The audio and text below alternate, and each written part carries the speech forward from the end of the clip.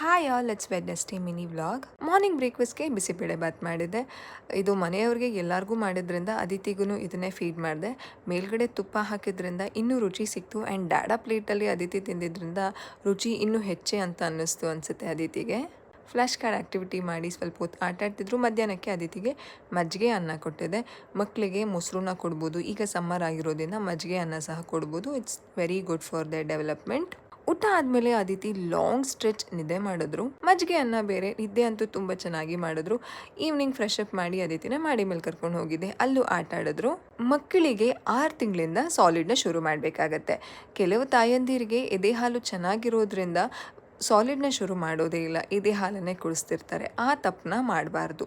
ಯಾಕಂತ ಅಂದರೆ ಮಕ್ಕಳಿಗೆ 6 ತಿಂಗಳಿಂದ ಬೇಕಾಗಿರುವಂತಹ ನ್ಯೂಟ್ರಿಷನ್ ತಾಯಿಯ ಎದೆ ಹಾಲಲ್ಲಿ ಸಿಗೋದಿಲ್ಲ. ಆ ನ್ಯೂಟ್ರಿಷನ್ ಸಿಗೋದು ಸಾಲಿಡ್ ಫುಡಲ್ಲಿ. ಅದಕ್ಕೋಸ್ಕರ 6 ತಿಂಗಳಿಂದ ನಾವು ಸಾಲಿಡ್ ಶುರು ಮಾಡಬೇಕು.